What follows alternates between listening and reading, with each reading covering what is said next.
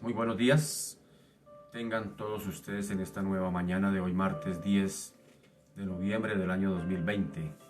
Sean ustedes muy bienvenidos a esta cita matutina, a este espacio bajo la sombra del Omnipotente.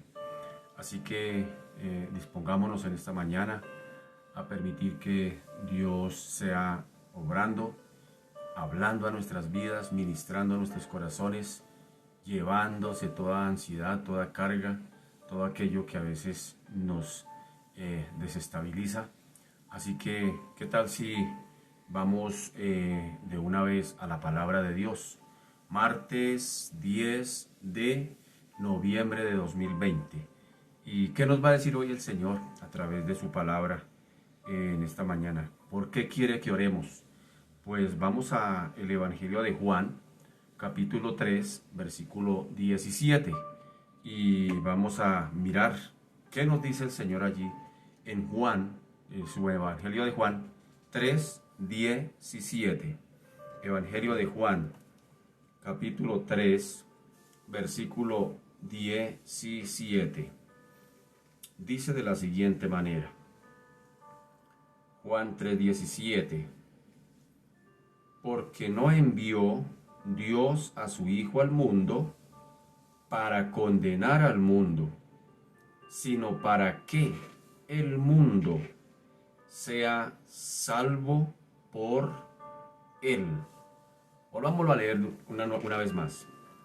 Dice, porque no envió, Juan 3:17, porque no envió Dios a su Hijo al mundo para condenar al mundo, sino para que el mundo sea salvo por él. Algo interesantísimo acá. Hay a veces opiniones acerca de la forma o de la privilegio o de la intención de acercarse a Dios. Hay quienes dicen, yo soy tan pecador que no tengo el privilegio de acercarme a Dios. Otros dicen, yo no soy digno de acercarme a Dios. Otros no se acercan a Dios porque realmente le tienen miedo. Tienen la idea de un Dios cruel, de un Dios inaccesible, de un Dios que no se involucra dentro de su creación. Hay quienes dicen que tal vez Dios sí nos creó y nos hizo y todo lo que dice la Biblia es cierto, pero nos dejó aquí. Nos dejó solos, ya no se involucra con su creación, no le interesan nuestros problemas. Hay gente que piensa eso, o que sencillamente dice, no, yo como que no soy digno de orar, y mucho menos digno de pedir por otro. Yo como que no, eso no es para mí.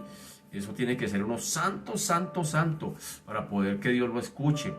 Y cosas de ese tipo no escucha, entonces, pero mire que eso viene del huerto del Edén. Tan pronto Adán y Eva fallaron al Señor, inmediatamente Dios estaba buscando, porque Él es quien busca, Dios es el que toma la iniciativa. Dios buscando a Adán, y Adán se escondió. Y fuera de eso le dice al Señor, Señor, oí tu voz, tuve miedo y me escondí. Y hasta el día de hoy, la gente oye la voz de Dios, tienen miedo y se esconden de Dios. La humanidad se quiere esconder de Dios, porque tienen la idea de un Dios que es cruel, que está listo para impartir su castigo sobre ese pecador. Y contrario a eso, pues la Biblia nos dice algo totalmente distinto. El Señor está diciéndole a Nicodemo, porque esto es expresión de la charla, la conversación nocturna que el Señor tiene con Nicodemo. Le está diciendo, no sin antes haberle dicho, porque de tal manera amó Dios al mundo, que ha dado a su Hijo unigénito, para que todo aquel que en él crea no se pierda, sino que tenga vida eterna. Y ahí es donde viene ese por qué. Dice, porque no envió Dios a su Hijo a condenar al mundo, sino para que el mundo sea salvo por él. Así que Jesús no vino a condenar, Jesús vino a salvar.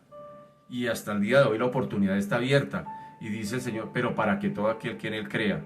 Pero cuando se acabe esa oportunidad, entonces nos aplica el versículo 18. Y el versículo 18 dice de la siguiente manera. Dice, el que en él cree no es condenado, pero el que no cree ya ha sido condenado porque no ha creído en el unigénito Hijo de Dios. Así que, tres cosas. Primero, Dios ama. Segundo, Dios no vino a condenar. Y tercero, la invitación está abierta para todo aquel que en él crea. Pero cuarto, hagámosle un cuarto punto ahí, pero si la gente definitivamente no quiere creer, o mejor, aquí está el resultado, mejor, en el versículo 18, de la decisión que hayamos tomado. Dice, el que cree no ha sido condenado, pero el que no quiso creer, pues ya ha sido condenado porque no ha creído. Así que, ¿qué es lo que realmente, definitivamente condena al ser humano? Al ser humano definitivamente no lo condena Dios, él mismo se condena solito. El ser humano se condena solito porque no ha creído, porque voluntariamente no quiere creer. Así que Dios no va a mandar a nadie ni al infierno, ni Dios va a mandar a nadie al cielo. Es una decisión. Cada ser humano elige para dónde irse. Así de sencillo es. Sencillamente el Señor pone la invitación, está abierta. Dice, porque no envió Dios a su Hijo a condenar al mundo, sino para que el mundo sea salvo por Él, porque lo ama, porque no quiere que se condene. Así que el ser humano elige, el ser humano decide para dónde coger. Nadie te obliga, nadie me obliga, el Señor no está obligando a nadie a buscarle. Él simplemente invita y el ser humano toma la decisión. Así que desde esa perspectiva quisiera que oráramos en esta mañana. Desde esa perspectiva. Tal vez tú mismo a veces dices, no, yo como que no soy digno de orar, me agarré con mi esposa y eso no soy digno de orar. Yo tengo un problema en el trabajo y no soy digno de orar. Pues es que esto no se trata de dignidad. Aquí no se trata por dignidad ni por mérito. Aquí se trata es por gracia. Es por gracia que nos acercamos al Señor, independientemente. Si fuera por mérito, pues realmente ninguno se acercaría al Señor. Pero el Juan 3:16 dice, porque de tal manera amó Dios al mundo. Eso es gracia. De tal manera amó Dios al mundo que dio a su Hijo. Eso es gracia, eso es misericordia. Así que la invitación queda abierta para todos los seres humanos, para todos. Esto es para todo el ser humano, para el pecador más tremendo de esta tierra, también es la invitación. Pero el pecador elige y nosotros también decidimos a quién seguir, si seguimos o no seguimos, seguimos creyéndole las mentiras al diablo. El diablo le dijo a Eva, ¿con qué Dios os ha dicho? ¿Con que Dios os ha dicho que el día que coman de ese fruto van a morir? ¿Qué va? Lo que pasa es que sabe Dios que el día que coman de ese fruto van a ser como Dios. ¿Sí notan? Y a veces hay mucha gente que todavía razona con eso, con la Biblia. Ay, ¿será que sí? ¿Será que yo sí soy digno? ¿Será que esto es solamente para santos, santos, santos? ¿Será que yo no tengo derecho a la salvación? ¿Será que yo no tengo...? Y mucha gente todavía cuestiona eso. Y por eso no oran, por eso no leen sus Biblias, porque se creen indignos. Pero la noticia en esta mañana es que la gracia está abierta y gratuita para todo aquel que en él crea, no se pierda, sino que tenga vida eterna. Y si hoy nuestros ojitos se han abierto, es una oportunidad más que el Señor está dando. Dice, porque Dios no envió a su Hijo para condenar al mundo. Vean eso. No envió a su Hijo para condenarlo, sino para que el mundo sea salvo por él. Pero el que ha creído ya no es condenado. Pero el que no quiso creer, pues ya ha sido condenado porque no ha creído en el unigénito Hijo de Dios. Así que ahí dice entre Juan 3:16 al 18. Y miren eso, ahí está la invitación. O sea que sacamos la conclusión de que Dios no va a enviar a nadie, como dice por ahí, para el infierno, ni Dios va a enviar a nadie para el cielo. Dios invita y la gente elige para dónde ir. Así de sencillo es. Oremos al Señor desde esa perspectiva, porque tal vez tú tienes conocidos que piensan así, que dicen, no, eso yo no soy digno. Yo también tengo conocidos, me viene a mi mente algunas personas que les he predicado y me dicen eso. No, yo no soy digno de ir a una iglesia cristiana, es que yo soy tan malo. O sea, ¿sí? Tienen un concepto ahí. ¿Quién mete ese concepto? Pues el enemigo, para que la gente no se acerque a Dios. Padre, en esta mañana te damos gracias y en esta mañana te alabamos y te bendecimos. Gracias, Señor, por abrirnos la puerta de entrada a tu trono, por abrirnos la puerta de entrada a tu gracia, a tu misericordia.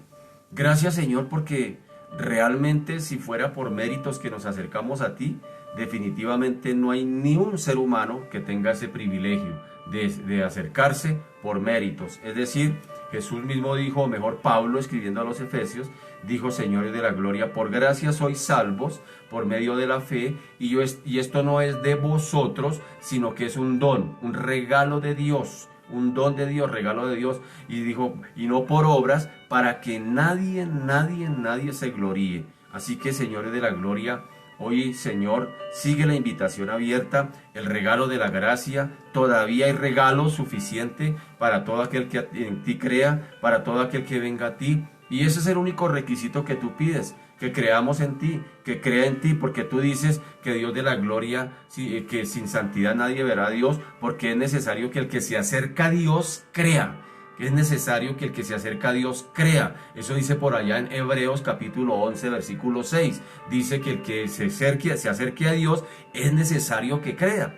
Así que, Señor, es el requisito que tú pides, Dios de la gloria, para podernos acercar a ti. Nos acercamos a ti, Señor de la gloria, creyendo, por supuesto, pero no en nuestras capacidades. Creyendo, por supuesto, no en nuestra santidad, ni en nuestra elocuencia. Nos acercamos a ti, Señor de la gloria, creyendo, pero en ti, en la obra que tú hiciste, Dios de la gloria. Padre amado, y por eso, Señor de los cielos, hoy te damos gracias por esa salvación tan grande, por esa invitación que tú nos haces y extiendes cada día, Padre amado. Por supuesto, tú, como dices allí, Señor, en esa conversación que tuviste con Nicodemo aquella noche, le dijiste, Señor de la gloria, que tú no habías venido a condenar, que el Padre no te había enviado a condenar al mundo, sino para que el mundo fuese salvo por él, para que todo aquel que en él creyera, Señor Dios de la gloria, no se perdiera, sino que tuviera vida eterna. Pero el que decidiera creer en ti ya no sería condenado, pero el que decidiera rechazarte sería condenado, porque él mismo, Señor Dios de la gloria, ha elegido no creer en ti.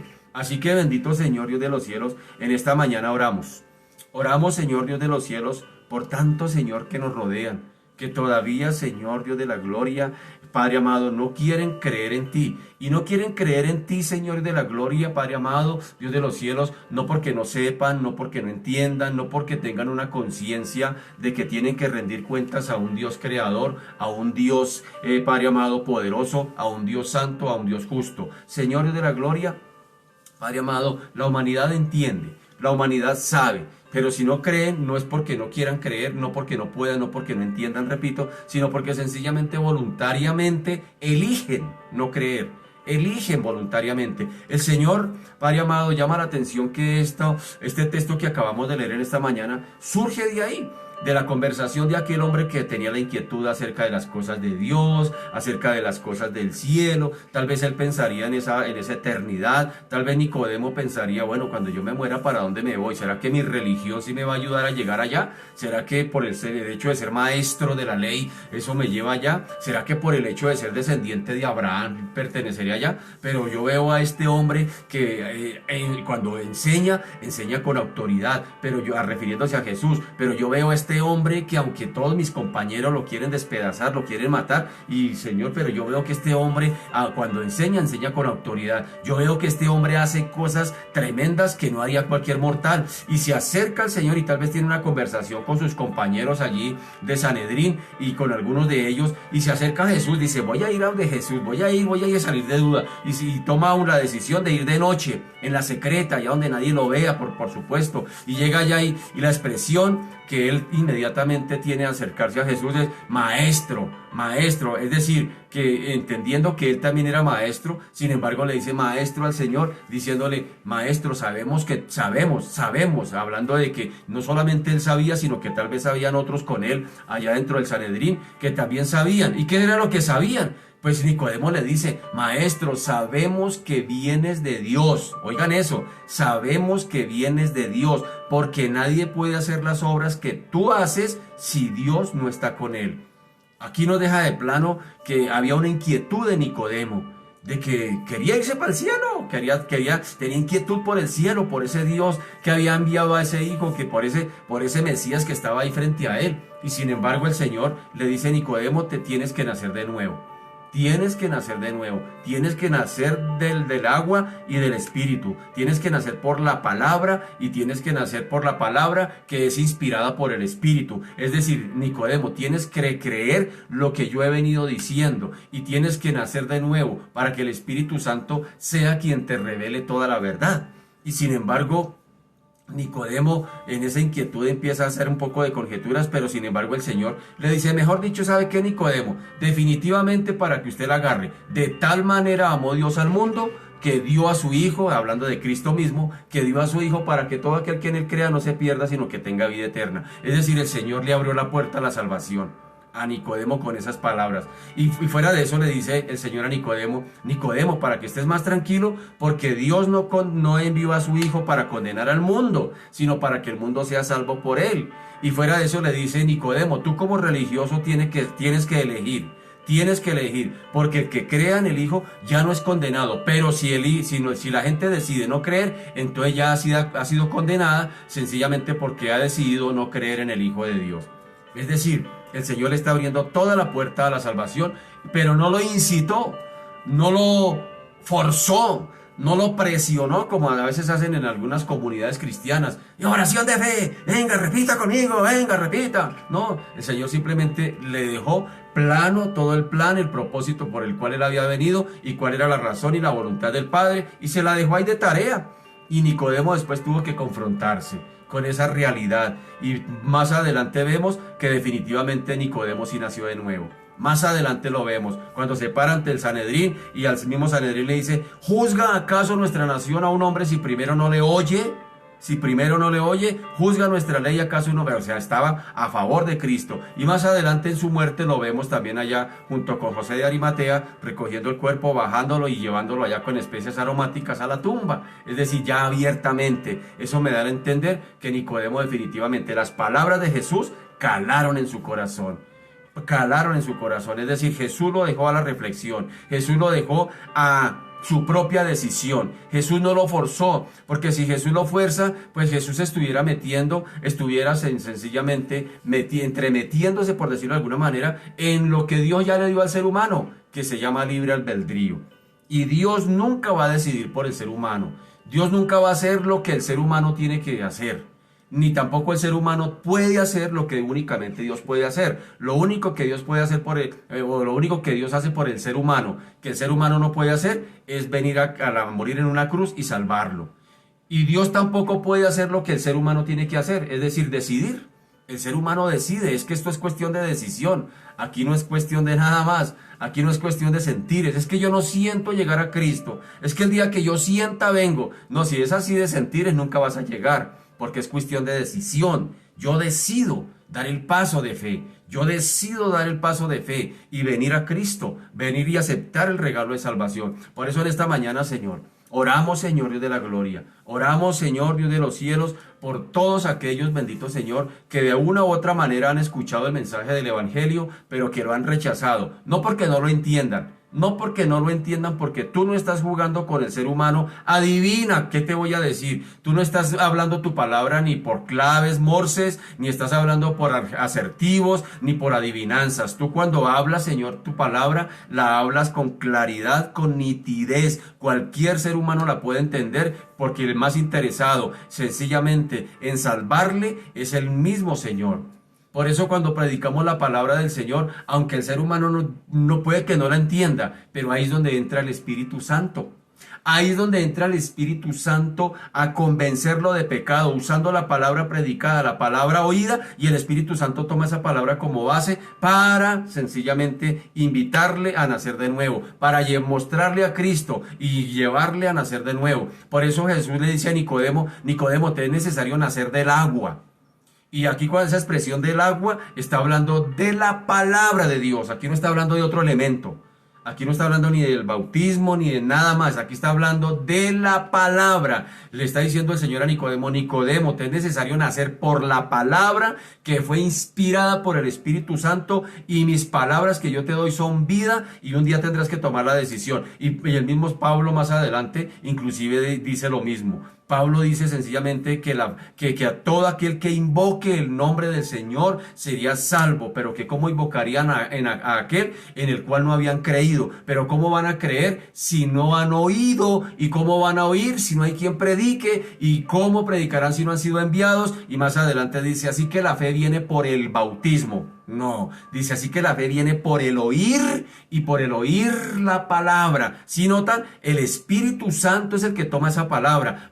Ahí es donde se proyecta el nuevo nacimiento. El pecador recibe la palabra y el Espíritu Santo le trae convicción al pecador a través de esa palabra. Por eso el Señor le dice a Nicodemo: te es necesario nacer por la palabra. El que no nace del agua, porque ¿quién es la que lava? ¿O para qué sirve el agua?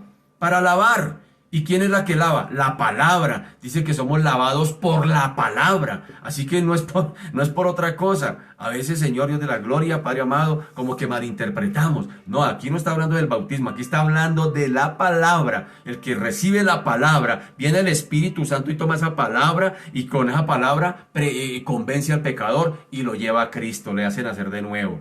Eso fue lo que pasó con Nicodemo. Eso fue lo que el Señor quiere hacer con esta humanidad. Por eso el Señor dice, yo no he enviado a mi Hijo a condenar al mundo. El Padre no me envió a condenarlo, sino a que el mundo sea salvo por él. Pero por eso es necesario creer en las palabras de Jesús. Y Jesús más adelante dice, mis palabras que yo os he dado son palabras que dan vida. El mismo Señor está diciendo, el que cree en mí, cree también en el que me envió. Y el Señor ha venido enseñando y predicándole a la gente y hasta el día de hoy la situación es igual. Por eso necesitamos predicar la palabra de Dios y dejar que el Espíritu Santo haga la tarea de convencer al pecador. No nos corresponde a nosotros convencer a nadie, eso es una verdad muy puntual. No nos convence, no nos corresponde. Solamente nos corresponde predicar la palabra y el pecador tomará una decisión. Porque el Señor dice allá en el versículo 19, o sí 18, porque sencillamente el que ha creído no ha sido condenado. Pero el que decidió no creer ya ha sido condenado, dice, ya ha sido condenado porque no ha creído. Porque no ha creído, es decir, aquí la condición es creer a la palabra del Señor. Creer lo que Él dijo, creer que sencillamente Él vino a salvar y que solamente por la fe me acerco a Cristo y a través del arrepentimiento me alejo del pecado. El ser humano decide. Por eso, Señor, hoy Dios de la gloria, oramos por nuestras familias, oramos por nuestros conocidos, oramos por las personas, bendito Señor Dios de la gloria, Padre Santo, que les hemos predicado. Acuérdate de las personas que le has predicado, ora por ellos, ora allí tal vez por fulano, sutano, perencejo, ora allí por ellos. Yo oro por mi familia, Señor de la gloria, oro por mis hermanos. Oro por mi hermano Freddy, ayer le pude predicar a mis padres, Señor, que esa palabra que escucharon ayer, bendito Señor, esté allí, Padre amado, y soy convencido de eso, que el Espíritu Santo vendrá allí y tomará esa palabra y en base a esa palabra, bendito Señor, Dios de la gloria los guiará a Cristo y les hará nacer de nuevo. Un día, bendito Señor de la gloria. Por eso, lo que le está diciendo aquí Jesús a Nicodemo es, necesitas creer a lo que te acabo de decir, Nicodemo.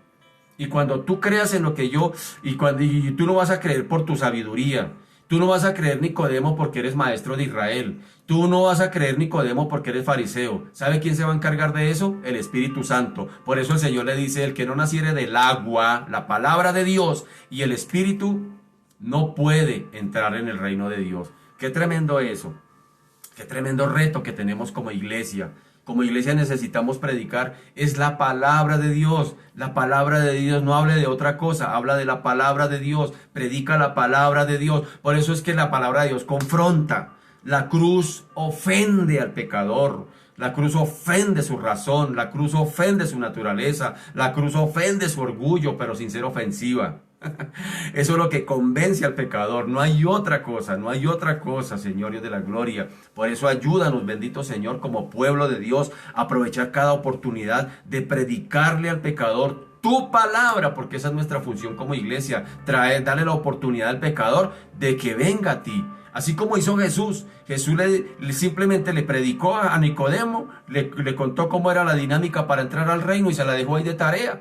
Y Nicodemo, y ahí donde viene el Espíritu Santo, y tal vez empezó el Espíritu Santo a convencer a Nicodemo. Esas palabras tal vez retumbaban allá en la mente y el corazón de Nicodemo, al punto que el mismo Espíritu de Santo de Dios fue quien lo hizo nacer de nuevo. Porque nadie puede hacer de nuevo a nadie. Ay, es que yo soy cristiano desde que el pastor fulano oró por mí. No, es el Espíritu Santo quien convence al pecador, quien le guía a Cristo, quien lo hace nacer de nuevo, quien le da seguridad de salvación en Cristo, quien lo ayuda a crecer en Cristo. No hay nadie más. Por eso el Señor decía, por eso el Señor fue tan claro cuando dijo, muchachos, les conviene que yo me vaya. Les conviene que yo me vaya. Y voy a retomar algunas palabras de las que dije anoche en la clase de la escuela bíblica. Sencillamente, mira, si Cristo hubiera venido a la tierra y muere y resucita y se queda entre nosotros, no nos hubiera servido para salvación, no nos hubiera servido de nada. No nos hubiera servido de nada un Cristo muerto, no nos hubiera servido de nada un Cristo resucitado si se queda aquí en la tierra. Era necesario que Cristo volviera a la diestra del Padre. Por eso, Señor, el mismo Jesús le explica a sus discípulos y les dice, muchachos, les conviene que yo me vaya. Les conviene que me vaya, porque si no me fuera, no enviaría al otro Consolador. Y cuando Él venga, Él es el que va a dar testimonio de mí, dijo Jesús. Y Él los guiará a toda la verdad. Y Él convencerá al mundo de pecado, justicia y juicio. ¿Quién es el que hace la tarea? El Espíritu Santo. Pero en base a la palabra que se le predique al pecador. No hay otra base, hermano. No hay otra base. Por eso, Señor Dios de la gloria, llévanos a predicar más y a chismosear menos. Llévanos a predicar más y a perder menos el tiempo con palabrerías, a predicar palabra de Dios, palabra de Dios, palabra de Dios, porque eso será lo que va a traer a nuestras familias, bendito Señor, a nuestros vecinos, a nuestros amigos, conocidos, compañeros de trabajo, de estudio, a tus pies. No hay otra cosa, Padre amado. Dios de la gloria, porque si el Espíritu Santo llega a un pecador y no ve un envase, nunca sería predicado, no sería hablado de Cristo, pues sencillamente el Espíritu Santo no puede hacer nada, porque el Espíritu Santo no es mago. El Espíritu Santo no va por magia allí, por misticismo convertir al pecador. No, Señor, es en base a la palabra de Dios. Por eso, Señor Dios de la gloria, hoy oramos por tantos y tantas, bendito Señor, que no te conocen, pero que, Señor, oramos también por la iglesia, para que tengamos, Señor Dios de la gloria, la inquietud y, Señor, el fuego de ir a predicar tu palabra, como dijo Jeremías. Jeremías dijo, mientras estoy predicando, he sido vituperado, me metieron en una cisterna, mientras he estado predicando, la gente me quiere oprimir, la gente me hostiga, y como que te entrego la renuncia, mi Señor. Pues dice por allá en Jeremías capítulo 7, 20, dice, pero había un fuego dentro de mí que no lo puedo resistir. Señor, que ese fuego por predicar tu palabra esté en cada creyente y que no lo podamos resistir. Que cuando estemos frente a un pecador, Señor, la lengua nos haga cosquillas, Padre amado, para predicar, para exponer tu palabra, bendito Señor. Y para esto no se necesita, Señor, tener mucha sabiduría, mucho conocimiento de Biblia. ¿Saben qué me marcó a mí? A mí me marcó algo, una vez me llegó al corazón, algo que llegó a mis oídos. Alguien me dijo, Cristo te ama. Esa frase, yo recuerdo tal vez los últimos, o el último año antes de yo llegar a Cristo. Esa frase me retumbaba en los oídos. Cristo te ama. Cristo, alguien me lo dijo. Me dijo simplemente eso. Cristo te ama. Y yo, Cristo me ama. Cristo me ama. Cristo me ama. Y al punto de que cuando yo iba a discutir con alguien, ¿sabe qué le decía yo? Le decía, tranquilo, sonríe, Cristo te ama. Miren esa palabra cómo estaba. ¿Qué estaba haciendo ahí? El Espíritu Santo me estaba trayendo convicción de pecado, justicia y juicio. Con una sola palabra sencilla, ¿sí notas? No necesitas ir a ser teólogo para sencillamente predicar, hermano. Cada oportunidad, dale, suéltate. El diablo te quiere arrinconar. Ay, yo no puedo, me da miedo, me da temor, me da pena. Eso quiere hacer el diablo, porque al diablo no le conviene que tú hables. Pero cuando un cristiano abre su boca para predicar palabra de Dios, Satanás tiembla, mi amado. Tiembla, le da temor, porque es la palabra de Dios poderosa que transforma, rompe, Señor Dios de la gloria, la piedra más dura, Señor. Por eso en esta mañana, Señor, llévanos a ese reto, a predicar tu palabra cada día, bendito Señor. La palabra de Dios. Cada oportunidad que tengamos, no la perdamos, Señor. Cada vez que tú nos veamos, Señor, motivados a predicar, abramos nuestra boca y prediquemos palabra. Señor, en esta mañana también queremos orar a ti. Queremos orar a ti, bendito Señor de la gloria, por personas que están laborando en el área de la salud y que por supuesto, Señor de la gloria, están en riesgo por todo aquello de este tema que estamos viviendo. Oro, Señor, por Laura Murillo, por Marisabel Valero, por Lorena Ángel, por Andrea Ángel, por Fabián Ángel, por Maribel Zavala, por Lisandro López, bendito Señor. Estas personas trabajan en el área de la salud y están en constante riesgo, bendito Señor, por razón a su oficio. También involucro, bendito Señor, Dios de la gloria, Padre amado, Dios de los cielos, a la hija, Señor, de don Carlos, Padre amado, que también trabaja en esta área, bendito Señor, Dios de la gloria. Oramos también por, Padre amado, Señor, por afectaciones varias. Hay personas que están pasando por afectaciones varias o estamos pasando por afectaciones varias. Aquí está Gilma Arias, Rosa Cardoso, Carlos Acuña, Laura García, Estela Calderón, Elvira Rodríguez, Elenita Cortés, por Virginia Ayala, por Oscar Mendieta, por Virgelina Guzmán, por Manuel Ortega, por Alcira Peñuela. Señor, oramos por Miriam Ortega, por Miriam Rico, por mi propia vida, bendito Señor, por Franklin Rebolledo, por el pastor Jaime Correa, Señor de la Gloria, que es el decano del Seminario Bíblico de las Asambleas de Dios. Padre amado, oramos por él, por Omaira Guevara, bendito Señor, por Benigna Suárez, por Dumar Sáenz. Oramos también por Tatiana Cardoso, por Castillo, por Tatiana Cardoso Castillo y por Julio Bustos, bendito Señor. Padre amado, oro también, bendito Señor, Dios de la Gloria.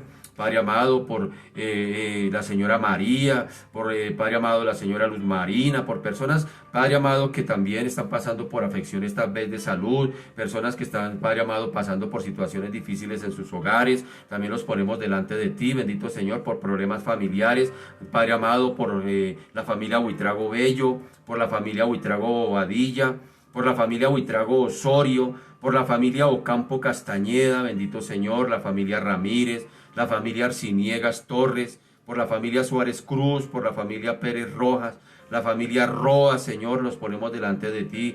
Ponemos delante de ti la familia de Amariles Flechas, la familia Mena Rojas, Padre amado, por Carlos y Joana, por la familia Amaya, Señor Triana, Ricardo y Yoli, Padre amado. Padre amado, hay situaciones allí en los hogares, bendito Señor. Padre amado, seas tú, bendito Señor, Dios de la Gloria, allí trayendo, Señor, convicción, que haya perdón, reconciliación, que haya, bendito Señor de los cielos, Padre amado, Padre Santo, bendición en estos hogares, Señor, que permitan que, Señor, seas tú, Padre amado, oh Dios de la Gloria, entrando a cada hogar, así como Dios de la Gloria, Padre amado, entraste a las bodas de Caná.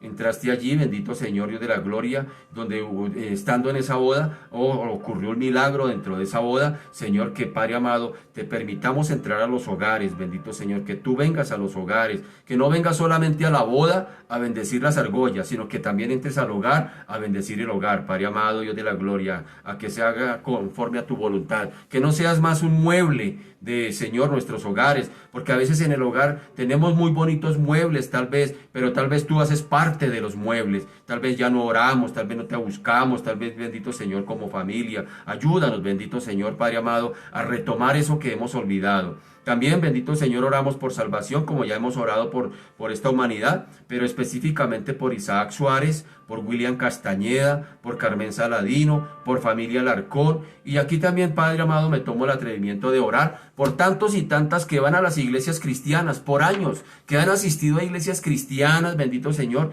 que simpatizan con el cristianismo, por supuesto, pero que todavía no han tenido un encuentro real contigo, todavía no han nacido del agua y del Espíritu. Han escuchado tu palabra, pero no han permitido que el Espíritu Santo, Señor, los convenza. Sencillamente lo resisten. Y como el Espíritu Santo es caballero, pues Él no va a entrar donde no lo dejan entrar. Eso sí es muy puntual. El Espíritu Santo toma la palabra que se ha predicado, Señor de la Gloria, pero no fuerza a nadie a que crea. Por eso la expresión, para que todo aquel que en Él crea. Y hay mucha gente que asiste a los templos cristianos, bendito Señor, y todavía no han creído.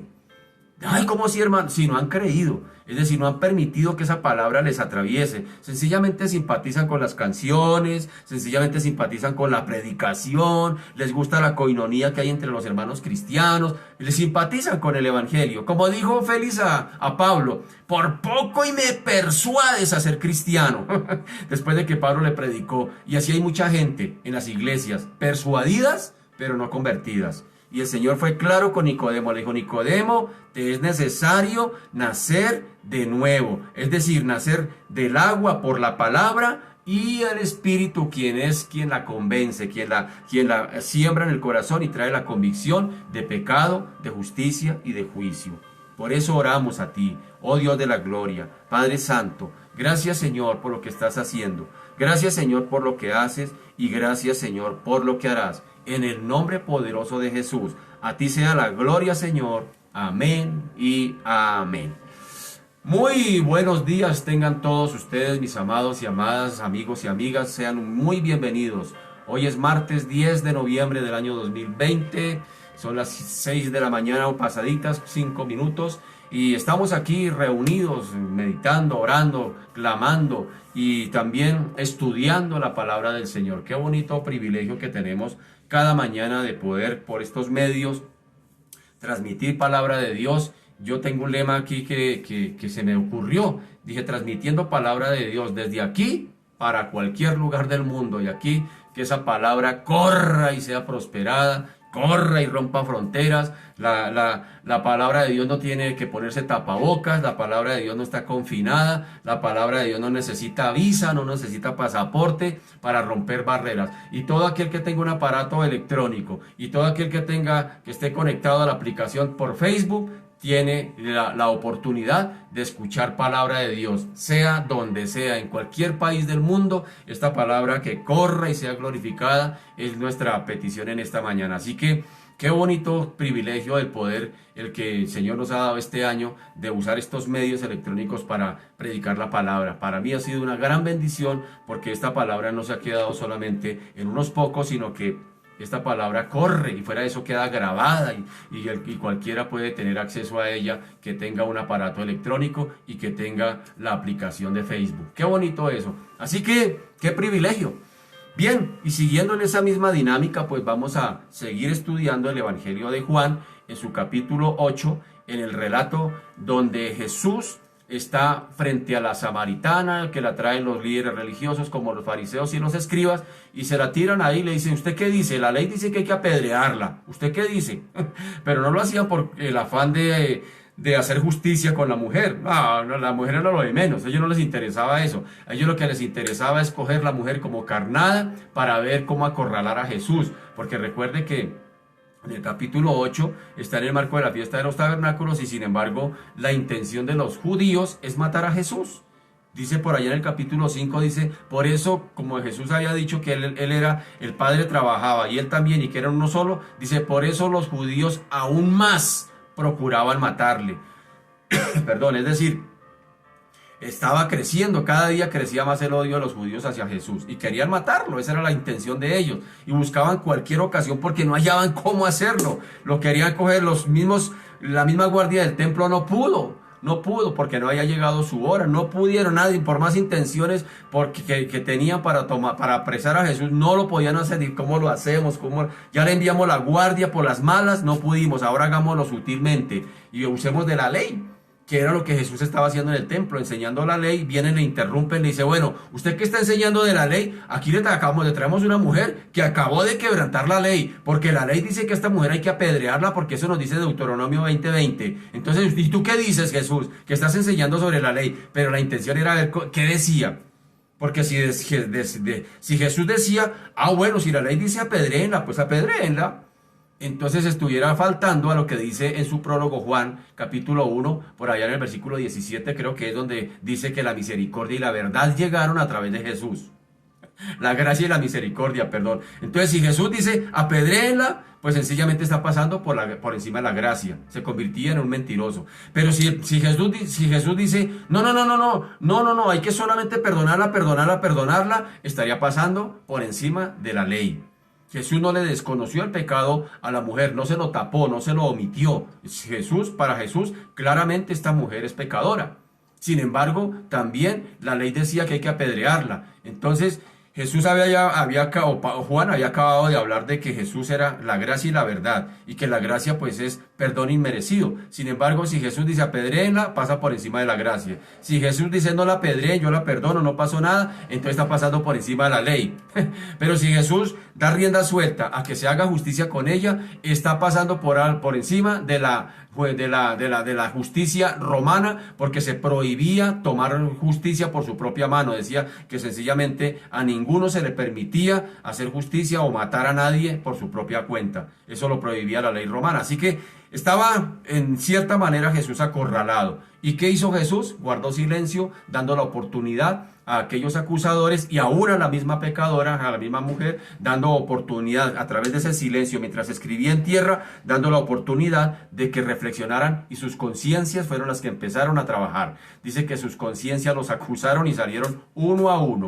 Pero ¿qué pasó? La mujer se quedó allí. Y la mujer se quedó a solas, esperando un veredicto, esperando que, dijo, pero si estos que me trajeron, que son tan crueles con la ley, no me pudieron condenar, salieron confrontados ante este, debe ser que este sí cumple los requisitos para poderme condenar. Porque para poder condenar a alguien se exigía la culpa del acusado como la inocencia del acusador. Y Jesús reunía estos requisitos y la mujer está ante este y allí están los dos solos y dice, ahora está esperando el veredicto, ahora a ver qué va a decir Jesús. Pero ¿qué sucedió? Dice según el versículo 10 y el versículo 11 del capítulo 8, dice, enderezándose Jesús y no viendo a nadie sino a la mujer, le dijo, mujer, ¿dónde están los que te acusaban?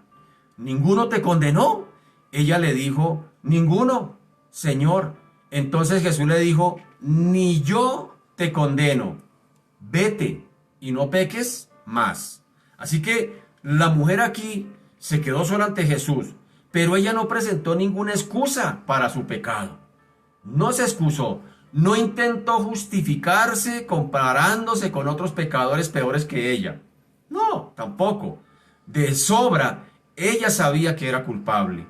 Su conciencia también, mientras Jesús escribía en tierra, no solamente estaba dando la oportunidad de que la conciencia de los fariseos y los escribas los confrontara, sino que aún la conciencia de esta mujer también la confrontara. Y su conciencia había actuado también en ella poderosamente.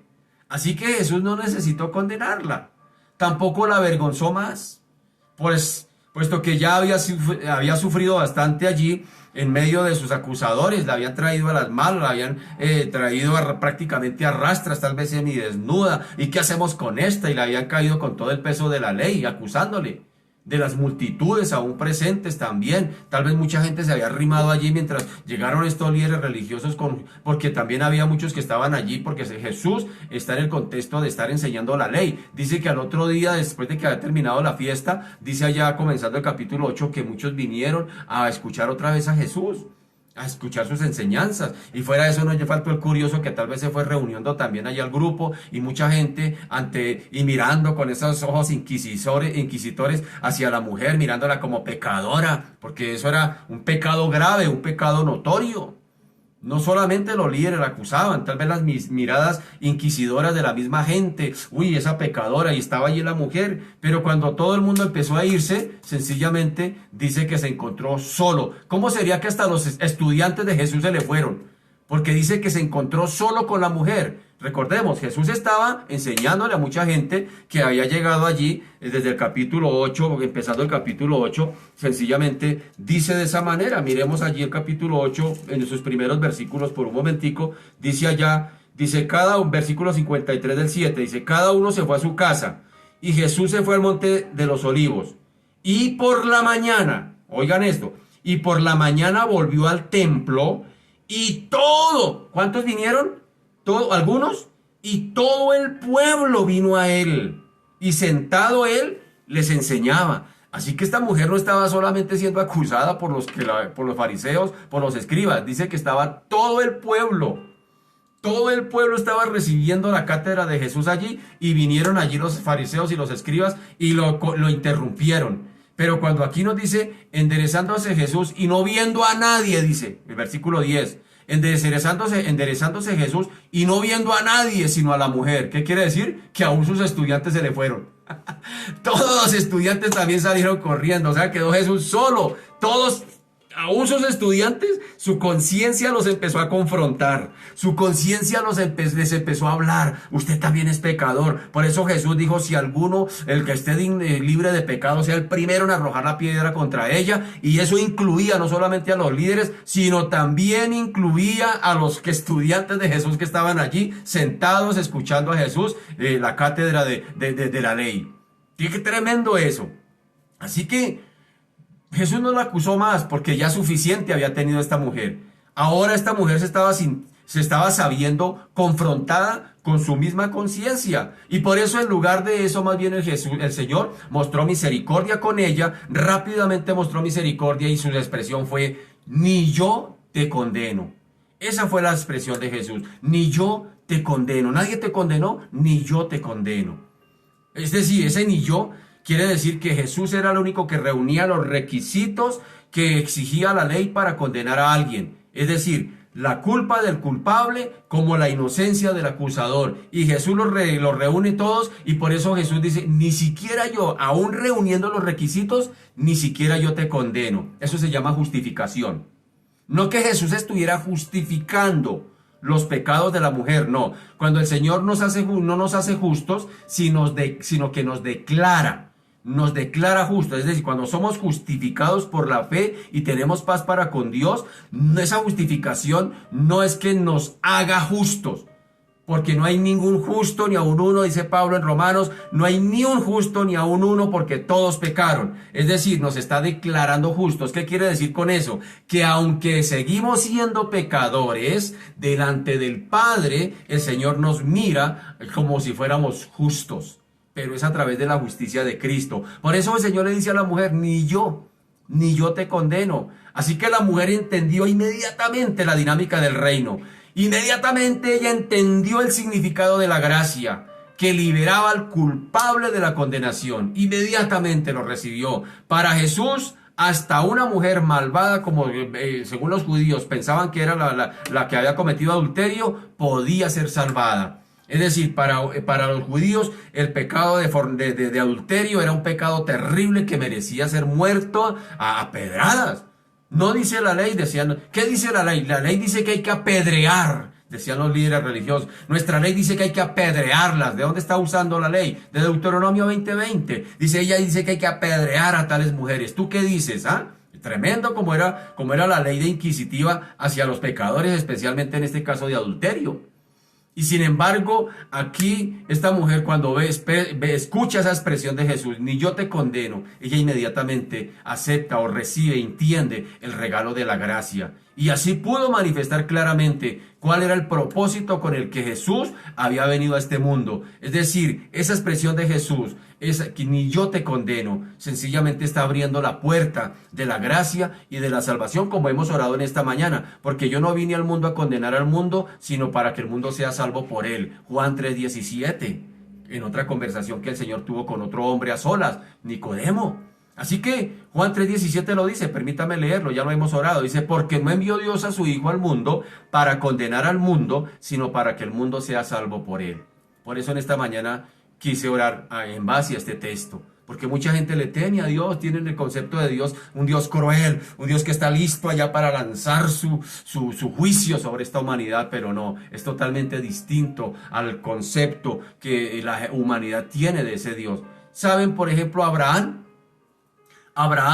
viene de Ur de los Caldeos. Era una región pagana, era una región gentil, era una región donde la adoración al sol, la adoración a la luna estaban a la orden del día. Era una oración politeísta, es decir, adoraban muchos dioses. De allá viene Abraham, de ese concepto viene Abraham, de viendo cómo esos dioses eran gruñones, eran dioses crueles, eran dioses que para aplacarles de alguna manera su ira, tocaba echarles sacrificios humanos, es decir, niños al horno ardiendo para aplacarle la ira a esos dioses. Eran dioses crueles, eran dioses que exigían esos sacrificios para aplacar la ira, dioses crueles, dioses paganos. Y sin embargo Abraham viene de ese concepto, viene de Ur de los Caldeos, viendo a la orden del día esa situación de los dioses que adoran allí. Pero ¿saben una cosa? Que cuando inmediatamente el Señor le dice a Abraham, dame tu hijo, ¿cuál sería el concepto de Abraham?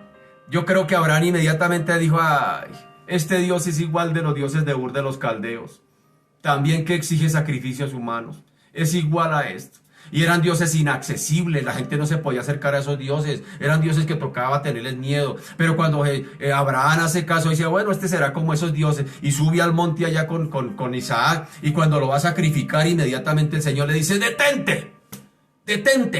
Ese es detente, le está queriendo decir Dios a Abraham, yo no soy como los dioses que tú conoces de Ur de los Caldeos, que son crueles, inaccesibles, que son castigadores. Yo no soy como esos dioses, yo soy un Dios de amor. Cuando le dice detente, yo soy un Dios de amor. Por eso Abraham puede decir, si el Señor se proveerá de sacrificio. Es decir, yo amo esta humanidad y yo mismo me voy a proveer de sacrificio. Es decir, el ser humano no tiene que hacer ningún sacrificio para recibir mi justicia, va a ser gratuita. Y ahí Abraham entiende del amor de Dios, de un Dios de amor, de un Dios accesible, de un Dios de misericordia, de un Dios de gracia, de un Dios de compasión. Por eso es que Abraham se conoce como el padre de la fe, porque a partir de ahí, cuando dice él se proveerá de cordero sencillamente para el sacrificio, no estaba hablando del corderito de ese momento. Proféticamente Abraham estaba hablando de Jesucristo, que vendría como el cordero de Dios que quita el pecado del mundo. Por eso se le conoce como el padre de la fe, que sin ver ya estaba creyendo y fue salvo por la fe, no por las obras. No fue salvo no por los sacrificios ni por las obras, fue salvo por la fe. Todos los hombres del Antiguo Testamento que llegaron a Dios, llegaron y se salvaron, pero no por sacrificios, no por guardar la ley, fueron salvos por la fe. Y ahí en Hebreos capítulo 11 usted encuentra ese listado de los hombres del Antiguo Testamento que se salvaron por fe y mujeres también. Así que allí Jesús le está dando a entender a esta mujer que las palabras que había hablado con Nicodemo cogían realidad o tenían sentido también para esta mujer. Dios no envió a su Hijo a condenar al mundo, sino para que el mundo sea salvo por él. Ahora bien, leyendo este pasaje también algunos han sacado la conclusión de que Jesús no parecía, o de que a Jesús no parecía interesarle mucho la gravedad del pecado de esta mujer. Por eso algunos copistas omitieron del Evangelio de Juan este texto. Ya lo hemos hablado al principio, lo dije al principio, que muchos copistas lo sacaron, pero lo curioso fue que lo dejaron en blanco. No lo escribieron, pero dejaron el espacio en blanco. ¿Qué quiere decir eso? Que eso me da veracidad, que esto no es una historia, no es un cuento, no es una fábula, sino que fue real. Así que a muchos le parecía eso, que Jesús simplemente estaba siendo permisivo con el pecado de esta mujer y que el daño que esta mujer había hecho a sus semejantes pues había pasado, o que no le interesaba tal vez el daño que ella había causado por su pecado de adulterio. ¿Qué pensaría, por ejemplo, el marido de esta mujer? Porque si dice que estaba en adulterio era porque tenía marido. ¿Qué pensaría el marido de la mujer cuando escuchara, por ejemplo, que Jesús no la había condenado? ¿Qué pensaría él? ¿Que le parecería tal vez que ese fue un injusto juicio, o un juicio injusto, que era una decisión injusta, o le parecería que lo que determinó Jesús hacia esta mujer era justo? ¿Qué pensaría el propio esposo de la mujer? En cuanto a esto debemos notar que la misericordia de Dios siempre va ligada con su justicia. Dios no puede obrar en contra de su propia naturaleza, no puede. Dios es tan justo como santo, Dios es tan justo como misericordioso. Su justicia demanda castigo sobre el pecado, sobre la desobediencia, pero en su misericordia y su gracia ya envió a su Hijo a morir. Es decir, el pecado no pasó por alto. El pecado de la humanidad no pasó así como un brochazo. El pecado de la humanidad tuvo un precio que pagar. La paga del pecado es muerte. Por eso yo siempre digo que la salvación no es gratis, que nada es gratis en esta vida. Todo tiene un precio, ni la salvación fue gratis, porque para nosotros puede que sea gratis, pero a Jesús le costó la vida y al Padre le costó el Hijo. Nada es gratuito en esta vida, todo tiene un precio, mi amado, y a Jesús le costó su salvación y la mía, la muerte y la crucifixión en una cruz. A él le costó su vida. Así que, ¿qué pensaría entonces el marido de esta mujer? ¿Que fue un juicio injusto? No, Jesús sencillamente está apelando a que Él es justo, pero que también es misericordia y es gracia. Así que esta es una cuestión fundamental que debemos tratar. En cuanto a esto debemos notar que la misericordia de Dios siempre va ligada, como lo dije hace un momento, con la justicia. Así que por lo tanto, no debemos suponer que cuando Jesús se mostró misericordioso con esta mujer, lo hizo ignorando la justicia. No se puede tener ese concepto. ¿Cuánto le costó a Jesús? Vuelvo a decir ahora. ¿Cuánto le costó a Jesús no condenar a la mujer adúltera? ¿Cuánto le costó? Y aunque este pasaje no lo dice abiertamente, la respuesta la encontramos a lo largo del Evangelio de Juan. Cristo es el Cordero de Dios que quita el pecado del mundo. Le costó la cruz, le costó ser cordero pascual, le costó ser el cordero inmolado. Le costó, y hasta el día del juicio, ¿sabe que vamos a ser juzgados es por un cordero? El cordero inmolado, el que tiene, el único que tuvo la facultad de abrir el libro de la carta de propiedad de toda la tierra y desatar uno a uno los sellos. El cordero, vamos a ser juzgados por un cordero. Y eso es tremendo. Si supuestamente un cordero es mansito. Un cordero no opone resistencia cuando le van a matar. Eso es lo increíble de la misericordia y la gracia del Señor. Y lo hizo por medio de su propia cruz. Para poderle decir a esta mujer, ni yo te condeno, esas palabras tenían peso, como lo he dicho en otras ocasiones, cobraban sentido con el solo hecho de pasar por la cruz. Si Jesús hubiese omitido la cruz, se hubiera convertido en un palabrero, hubiera sido un charlatán. Muy elocuente su predicación, pero no hubiera pasado nada. Por eso he dicho en esta mañana, a nosotros no nos hubiera servido un Cristo aquí en la tierra dando vueltas con todo el mundo. No nos hubiera servido solamente un Cristo muerto. No nos hubiera servido solamente un Cristo resucitado y entre nosotros. Cristo tenía que cumplir su obra completa. Venir a la cruz a morir, pero también tenía que resucitar, pero también tenía que ascender al Padre. No había otra forma para salvarte y para salvarme. Por eso, con eso en mente, con esa credencial, por decirlo de alguna manera, ¿qué me acredita? ¿Qué te acredita Jesús para decirme que no me condenas? ¿Qué te acredita Jesús? Muéstrame las credenciales. Y Jesús le señala a la cruz. Esas son mis credenciales. Esas son mis credenciales. Esas son mis credenciales que me dan la autoridad para decirte, mujer, ni yo te condeno. ¡Qué tremendo eso! ¡Qué tremendo eso! Fue lo mismo que dijo el apóstol Pedro más adelante, por allá en primera de Pedro 2:24, quien llevó él mismo nuestros pecados en su cuerpo sobre el madero, para que nosotros, estando muertos a los pecados, vivamos a la justicia, y por cuya herida fuisteis sanados. ¿Sí notan eso? Era necesaria la cruz. Cuando el Señor le dice a sus discípulos, es necesario que yo me vaya, les conviene que yo me vaya, les está diciendo, pero antes de irse, ¿cuál era la ruta de Jesús para volver al Padre? ¿Cuál era la ruta para ir al Padre? Su propia muerte, la cruz. ¡Qué tremendo! Jesús les estaba diciendo, les conviene que yo muera en la cruz y que vuelva al Padre, si quiere verdaderamente que venga el Espíritu Santo, que traiga convicción de pecado y obren ustedes y los hagan nacer de nuevo, como le dijo a Nicodemo. ¡Qué tremendo eso! Cuando consideramos el precio que Él pagó por el pecado de esta mujer y por el nuestro también,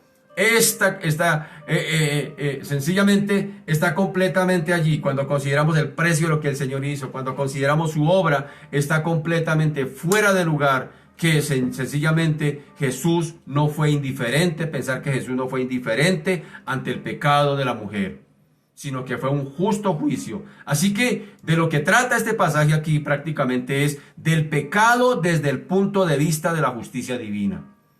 Ese era el objetivo de este texto acá, que muchos omitieron, muchos copistas omitieron. Qué tremendo eso. Pero sin embargo dejaron el espacio en blanco como dando ocasión a la duda. Por si de pronto llega a ser cierto, pues hay que dejar el espacio en blanco. Eso hicieron algunos copistas. Sencillamente está claro que el matrimonio de esta mujer, yo me imagino, quedó vuelto a pedazos. Por supuesto que sí. Que su matrimonio, su marido, pues quedaría haciendo conjeturas. Pero ¿cómo sí que va a decir que esta mujer no es pecadora, que no pecó, que ni él la condena? ¿Cómo si nuestra ley nos dice que hay que apedrearla? Yo creo que el mismo marido estaba esperando que la cogieran a piedra. Yo creo que el mismo marido estaría ahí también. La Biblia no lo dice, pero démonos la oportunidad de pensarlo así. Yo creo que el marido tenía la piedra más grande. Con esta es la que la voy a despedazar. Pero cuando Jesús empieza a confrontarlo, yo creo que hasta el mismo marido de ella salió confrontado con su conciencia. Oiga, yo también soy pecador. Qué tremendo eso. Qué tremendo eso como hace el Señor en su justicia. En su justicia nos confronta de que también somos pecadores. Así que otro asunto diferente es el relacionado con las consecuencias del pecado. El Señor perdonó el pecado, pero ¿qué harían las consecuencias? El pecado siempre tiende a desbaratar, a destruir las relaciones personales, las relaciones humanas. Y claro está que el matrimonio de esta mujer tuvo que haber quedado hecho pedazos, tuvo que haber sufrido consecuencias. Pero siempre, sin embargo, el Señor mismo tiene la capacidad de restaurar ese hogar que estaba hecho pedazos. No solamente tal vez la salvaría, sino que también el mismo Señor se encargaría de restaurarle su hogar. Qué tremendo eso. Como ha restaurado muchos hogares nuestros. Yo creo que usted en esta mañana está haciendo memoria de eso. Y de hecho nosotros damos testimonio de eso, que si algo hizo el Señor en nuestro hogar fue restaurarlo. Este hogar del Señor lo restauró, en mi propio hogar. Así que el Señor no solamente nos perdona, sino que también restaura. Aquí es donde hay otro detalle. Aquí es donde hay un detalle que no podemos pasar por alto y que podemos ver que Jesús no era indiferente ante el pecado. Inmediatamente después de que le dijo a la mujer que no la condenaba, le advirtió algo más a renglón seguido. ¿Qué le dijo el Señor a la mujer? Le dijo, vete y no peques más. Eso se llama santificación. Lo primero que el Señor le dice, ni yo te condeno. Eso se llama justificación. Vete y no peques más. Eso se llama justificación. Así que el Señor allí, la misericordia sencillamente no es que dé licencia para pecar. No es la carta abierta para cometer pecados o actitudes pecaminosas. El perdón gratuito que Dios o que Jesús ofrece nunca debe ser interpretado como una licencia para seguir pecando. A veces se usa de primera de Juan 1:9 o de Juan 1:8 y 1:9. Si decimos que tenemos pecado, que no tenemos pecado, le hacemos a él mentiroso. Pero si confesamos nuestros pecados, él es fiel y justo para perdonar nuestros pecados y librarnos de toda maldad. Y algunos utilizan ese texto para pecar deliberadamente, porque el Señor perdona. No, Señor, aunque el Señor te perdona así, siempre quedará una consecuencia. Siempre habrá una rotura, siempre habrán heridas, siempre habrán situaciones cuando hemos cometido pecado que por lo general afectará a otros. Estaba sucediendo con la mujer, con esta mujer pescada allí en adulterio. No solamente ella estaba sufriendo las consecuencias del pecado, sino su esposo. No nos dice la Biblia que tenga hijos, no nos habla de su hogar, pero si el solo hecho de decir que fue pescada en adulterio, pues ahí ya nos da razón y la libertad de pensar de que tenía un hogar. Su hogar, ¿cómo quedaría? Despedazado. Las consecuencias del pecado que ella había cometido, aunque había sido justificada, es decir, ahí opera la justicia y opera la misericordia. El Señor por su misericordia y su gracia la perdona. Pero la justicia te tiene que la justicia no se puede pasar por alto. El pecado trae consecuencia. No creamos que el Señor, porque nos dijo te perdono, te perdono, te perdono, no está omitiendo su justicia. Dios es tan justo como tan misericordioso, mis amados. Así que el Señor por eso le advierte a esta mujer. Por eso no solamente la perdona, sino que ahora le dice vete y no peques más. Si notan eso, eso se llama santificación, que es el proceso del creyente cuando llega a Cristo, que es el proceso que camina todos los días. Ahora somos hijos de Dios, pero aún no se ha manifestado lo que hemos de ser. Pero sabemos que cuando Él se manifieste, seremos semejantes a Él porque le veremos tal como Él es. Y el que tiene esa esperanza en Él, se purifica a sí mismo como Él es puro. Primera de Juan, capítulo 3, versículo 2 y 3. Es un proceso diario, de nunca acabar. De nunca acabar. Ningún cristiano puede decir ya, pleno, completo, no. Vamos en ese proceso hasta el día que Cristo venga, porque dice que el que comenzó en nosotros la buena obra la perfeccionará hasta el día que nos muramos. No, dice el que comenzó en vosotros la buena obra la perfeccionará hasta el día de Cristo. O sea, uno muere y todavía el Señor sigue trabajando, porque los muertos en Cristo resucitarán. Falta otro paso más.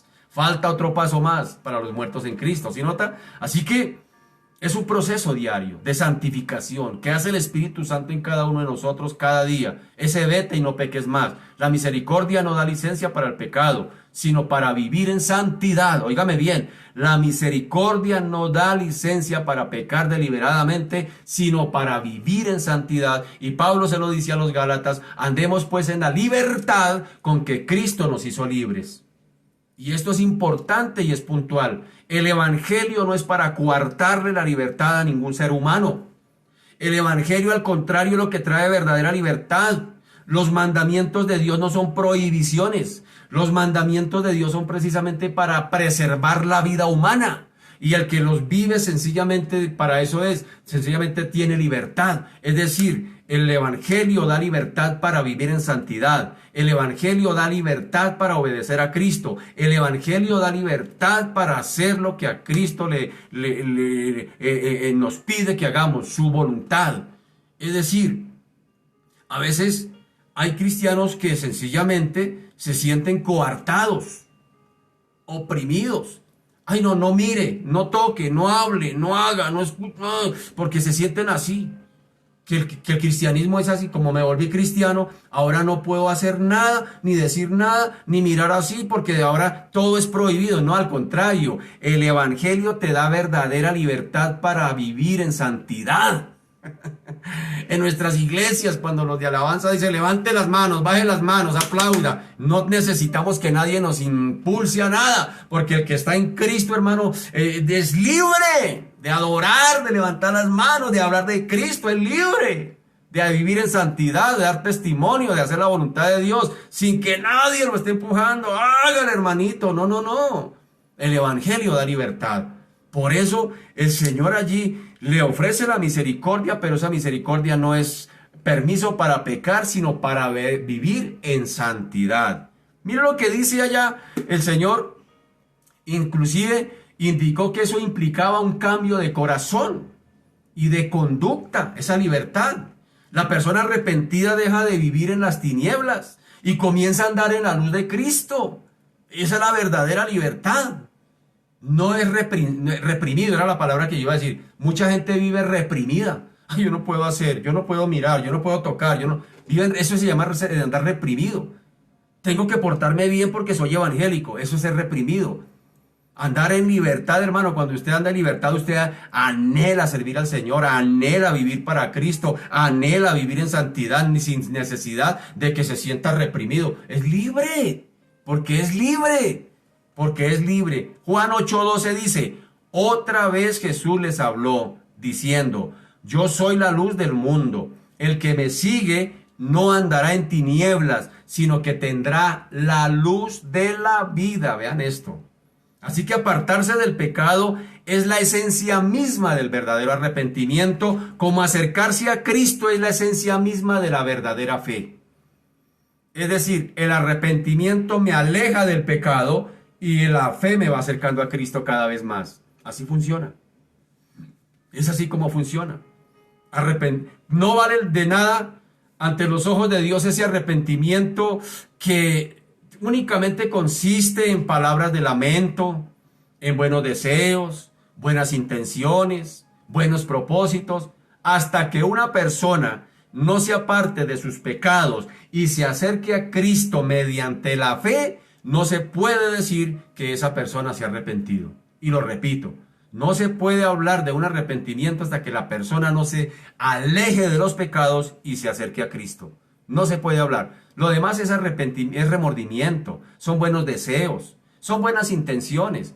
Pero saben que alguien dijo alguna vez, en una predicación dijo, de buenas intenciones está lleno el infierno. No se basta con tener buenas intenciones. No se basta con, ay, si yo quiero dejar de pecar. No, el arrepentimiento se demuestra cuando nos alejamos del pecado, cuando el pecador se aleja del pecado. El arrepentimiento se demuestra cuando cada día me acerco más a Cristo y me alejo más del pecado. Esa es una persona arrepentida. Y eso es un proceso de toda la vida. Es el proceso de santificación del cual está hablando el Señor. Vete y no peques más. No le dijo, vete y no peques más dentro de un mes o por un mes. Para toda la vida, hasta que se muera. Así que sencillamente eso sucede allí. La realidad del arrepentimiento de la mujer se vería definitivamente por su conducta y en el futuro. Ahí se demostraría que esta mujer verdaderamente se arrepintió. ¿Sí? Como dije hace un momento, no por un mes, no por un año, sino de aquí en adelante por toda su vida. Ahí demostraría que verdaderamente esta mujer se habría arrepentido. Y notemos aquí que para el Señor esto era muy importante, puesto que otra vez, en otra ocasión, le había hablado al mismo paralítico de Betesda. Las mismas palabras. Mire lo que le dijo el Señor al paralítico de Betesda en 5:14, Juan 5:14. Después le halló Jesús en el templo y le dijo, mira, has sido sanado, no peques más, para que no te venga alguna cosa peor. ¿Sí notan eso? ¿Qué quiere decir eso? Que sin embargo aquí es imprescindible que nos demos cuenta de un detalle, que, de que el mandamiento del Señor a la mujer para que se apartara del pecado vino después, sencillamente, la absolución del pecado. Es decir, cuando el Señor le dice a la mujer, vete y no peques más, primero tuvo que justificarla, primero tuvo que perdonarla, primero tuvo que limpiarle sus pecados. Así funciona. ¿Qué quiere decir? Es el orden correcto. Primero la justificación y luego la santificación. Primero el Señor nos perdona y luego nos santifica. Es así como funciona. 1 Corintios por allá capítulo 1, al final usted lo leerá por ahí en el versículo 30, donde dice que primero es la justificación y luego a renglón seguido viene la santificación. En algunas corrientes es al contrario, se piensa que es al contrario. Así que esto no puede ser de otra manera, porque aunque acudamos al Señor, aunque vengamos al Señor con arrepentimiento genuino y verdadero de todos nuestros pecados y así busquemos la forma de librarnos de ellos, nunca lo conseguiremos cambiar por nuestros propios méritos. ¿Qué quiere decir eso? Que este cambio fue efectivo en la mujer, fue posible solamente después de haber sido justificada y regenerada por medio del Espíritu Santo. Es decir, la santificación es el proceso que se da después de la justificación. Primero el Señor nos perdona y luego nos da la orden de que no pequemos más. Porque por nuestras propias fuerzas es imposible. Nunca seremos capaces de un cambio de vida, como el Señor espera de nosotros. El Señor espera de nosotros santidad. Es importante tener esto claro, porque con frecuencia algunas religiones plantean el asunto pero al revés. Es decir, los propios fariseos lo hacían así. Los propios fariseos decían, para ellos la persona se tenía que esforzar primero por buscar y merecer el perdón de Dios. Tener una conducta intachable primero para poder acercarse a Dios. Así lo pensaban los fariseos y así lo piensan algunas corrientes. Para yo poder acercarme a Dios, primero tengo que ser intachable, primero me tengo que lavar, primero me tengo que limpiar, primero tengo que ser, mejor dicho, santo, para ahora sí acercarme a Dios a que me perdone, Es al revés. No, el Señor primero te perdona, te lava, te limpia y después te santifica. No primero te santifica y después te perdona. ¿Sí me hago entender? Bueno, espero que sí. Así que, de hecho, los fariseos no le ofrecían a esta mujer pues ninguna esperanza. Porque si primero ella tenía que ser lavada, si primero ella tenía que por su propio esfuerzo buscar los méritos para acercarse a Dios, pues estaba en condiciones definitivamente poco alentadoras, no tenía oportunidad. Pero sin embargo el Señor demuestra con su misericordia y con su gracia que primero está interesado en lavar los pecados del pecador y luego ahora sí justificarle y santificarle, que es el orden correcto. Jesús hizo todo lo contrario. Viendo el arrepentimiento de esta mujer, primero le perdonó sus pecados y luego los cambió. Es decir, luego la santificó. Le dijo, vete y no peques más. No le dijo, vete, vaya, métase allá en santidad y después viene y busca mi perdón. No, primero la perdonó y después la santificó. Así manifestó que él estaba completamente comprometido con los requisitos de la ley que tanto le acusaban. El propósito de salvar a los pecadores no era otro que capacitarlos precisamente en el tiempo de Jesús, precisamente para que cumplieran las demandas de la ley. No había de otra manera. Jesús trajo una nueva oportunidad a los pecadores para que puedan empezar una nueva vida. ¿Y cómo es esa nueva vida? Pues a través del arrepentimiento y el perdón. Es esa nueva vida. No hay perdón sin arrepentimiento. Es imposible. Es imposible que pueda haber perdón de Dios si no se ha pasado por el tránsito del arrepentimiento. Jesús trajo esa nueva oportunidad hasta el día de hoy. Para que se pueda empezar una nueva vida a través del arrepentimiento y a través del perdón. La culpa ya no puede ser allí motivo para quitar la esperanza al pecador. Es que yo no puedo, es que yo no soy digno. Es que como que eso no es para mí, eso como que es para otro. Yo soy tan pecador que no merezco el perdón de Dios. A veces se piensa de esa manera. ¿Y quién no necesita otra oportunidad? Así que concluyendo, en este pasaje hemos encontrado aquí y considerado varias formas de tratar con el pecado. Lo primero, el pecador ante los pecadores. El pecador ante los pecadores. En primer lugar, hemos visto que no hay cosa más terrible para un pecador que caer en manos de otro pecador. Qué tremendo eso. El pecado ciega las faltas propias y embota los sentidos para descubrir las de los demás. Es decir, mucha gente por su propio pecado, el pecador a veces mira más el pecado del ajeno que mirarse sus propios pecados. Está embotado. Qué tremendo es caer en manos de otros pecadores. Qué tremendo es. Los pecadores, y un pecador es inquisitivo. Un pecador se autojustifica creyendo que su pecado es menos grave que el pecado que cometió el otro. Y de ahí viene un argumento que tienen muchos. Es que yo no me hago cristiano porque mire. Es que yo no me hago evangélico porque mire. Hay mucha gente que dice eso. Y es cierto que hay muchos cristianos falsos. O mejor, no son cristianos, son falsos cristianos. Que sí, que dan mal testimonio. Esos no son cristianos verdaderos. Pero sencillamente mucha gente se pega de ahí. De esos argumentos. De decir, no, yo no me hago cristiano porque es que mire, es que mire, es que mire. Realmente lo que no está queriendo es ser confrontado con su propio pecado. Esta mujer hizo todo lo contrario. Ella no se puso a acusar a nadie. Ella no dijo, es que me tocó ser infiel a mi marido porque es que mi marido era guache, me daba en la cara. No, ella no sacó excusas. Ella reconoció que era pecadora. No se midió ante otros pecadores. Qué terrible es caer en manos de otro pecador.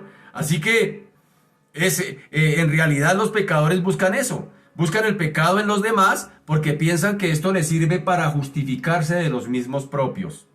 Qué tremendo eso. No, yo no soy asesino. Yo no robo. Otros roban. Yo por eso no soy pecador. ¿Sí nota? Queremos siempre justificar. Siempre queremos mirar los pecados ajenos para no justificar los propios. Así que se comparan con otros y se sienten satisfechos de no haber caído en los propios errores graves de esos otros. Por eso, qué tremendo es caer en manos de otro pecador. Fue lo que le pasó a esta mujer. Cayó en manos de los fariseos, cayó en manos de los escribas, cayó en manos del pueblo. Todos estaban allí reunidos inquisitivamente buscando la forma de empezar que Jesús diera la orden de apedrearla. Yo creo que ella estaba esperando allí que empezaran a caer esas piedras. Y sin embargo, mire qué terrible fueron. Ellos mismos tuvieron que confrontarse con sus propios pecados. El que esté libre de pecado, que sea el primero en arrojar la piedra, les dijo Jesús. Y más de uno empezó a irse acusados por sus propias conciencias. Así que con frecuencia, aquellos que miran los pecados en otro, se sienten como aquel fariseo, que entró a orar allá en el templo y decía de la siguiente manera, Dios, te doy gracias, porque no soy como los otros pecadores, ladrones, injustos, adúlteros, ni aun como este publicano que está aquí al lado mío, decía él. Lucas 18:11. Qué tremendo eso. Qué peligro a veces en nuestras comunidades cristianas, donde a veces nos creemos más santos que otros. Es que yo soy más santo que los demás. Es que ellos son los pecadores. Yo soy santo, santo, santo, la cuarta persona de la Trinidad. Eso no se llama ser santo, eso se llama ser santurrón. Pero pensar de este modo es una terrible equivocación. Es una terrible equivocación. Así era como pensaban los fariseos que llevaron a la mujer adúltera ante Jesús.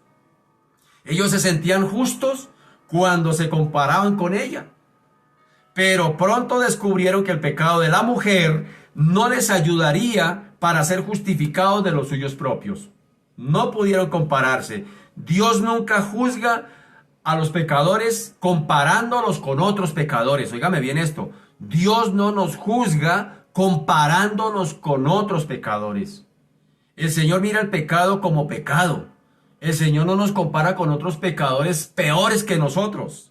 No, no señora, no señor, sino con su propia ley divina, santa y perfecta. Es lo que el Señor usa para condenar. Es lo que el Señor usa para salvar. Es lo que el Señor usa para justificar o para condenar. Por eso Jesús dice allá, Dios no envió al Hijo de Dios para condenar al mundo, sino para que el mundo sea salvo por él. Dios no vino a condenar a nadie.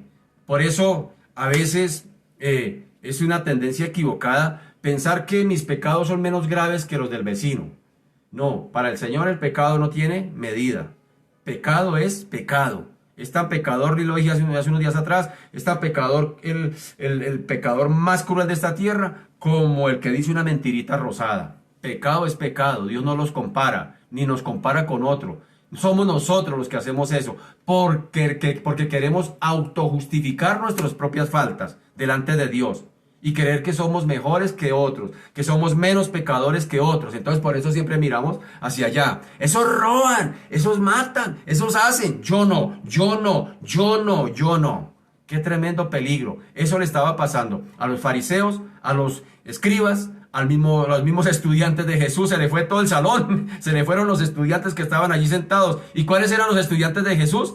Todo el pueblo, dice en el Evangelio de Juan, capítulo 8, versículo 2, dice, y todo el pueblo vino a él. Todo el pueblo vino a él. Qué tremendo eso. O sea, el Señor tenía allí un buen grupo de estudiantes y todos, dice que todos se fueron, todos los escribas, los fariseos, sus estudiantes, el marido de la mujer tal vez también estaba ahí metido, todos se fueron y quedó solo con la mujer, todos empezaron a ser acusados por sus propias conciencias. Qué tremendo eso, que un día podamos hacer eso, reflexionar nosotros mismos, mirarnos introspectivamente y decir verdaderamente yo no tengo la capacidad para poder mirar a mi vecino, para poder mirar a mi compañero de trabajo, para poder mirar a mi hijo, para poder mirar a mi esposa, para poder mirar a... No tenemos la capacidad. Por ejemplo, el chisme, la murmuración, el juzgar a los demás, eso está dando a entender que somos fariseos o somos escribas. Sencillamente así, porque no queremos tapar nuestras propias faltas mirando al pecado ajeno.